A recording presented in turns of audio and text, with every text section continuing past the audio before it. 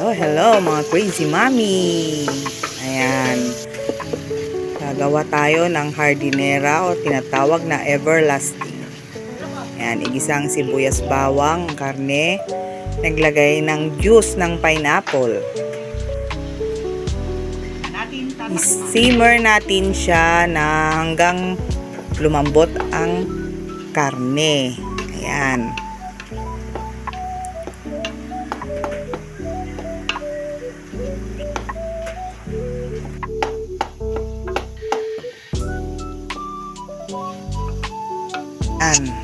Ilagay na natin ang hotdog, carrots, red pepper,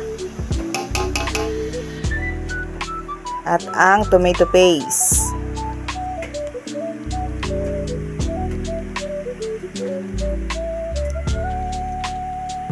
Halu-haluin natin hanggang mag-combine ang consistency niya.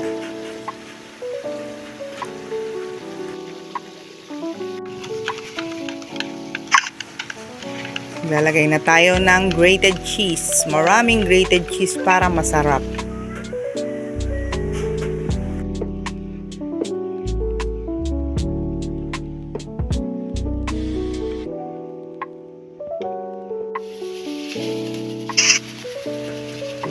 Ayan, nilagyan ko na po ng breadcrumbs. Yan po ang binder ng ating hardinera.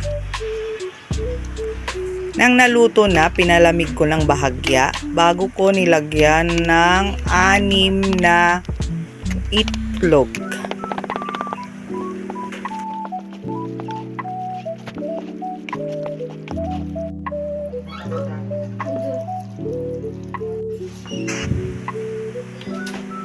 Ayan na po.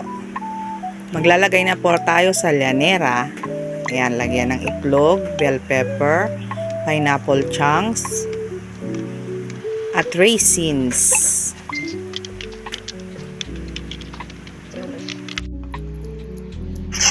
At maglalagay na po tayo ng 1 cup po mga crazy mommy ang aking nilalagay sa bawat llanera.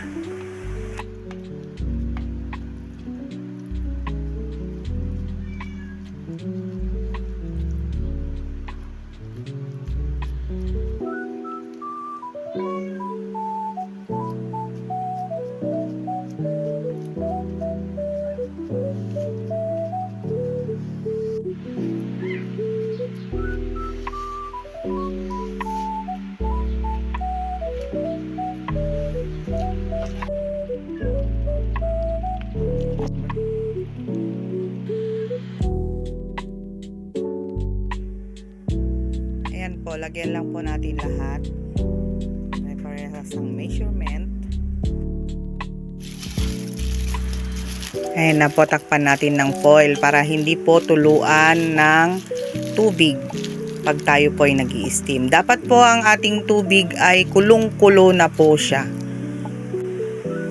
Ayan, ilagay na po natin sa steamer.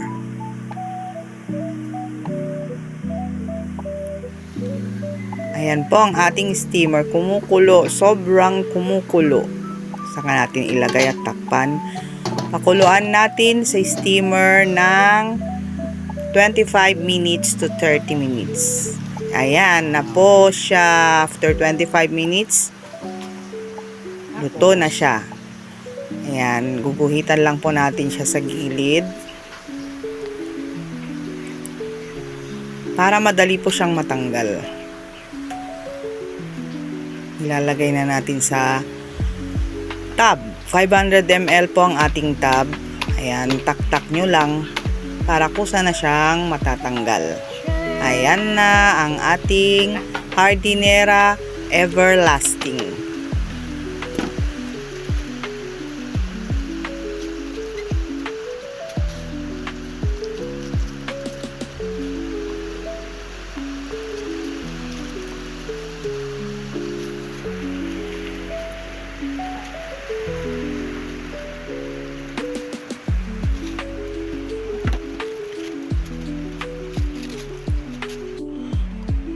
Ayan na po ang ating hardinera everlasting by Lala. Salamat!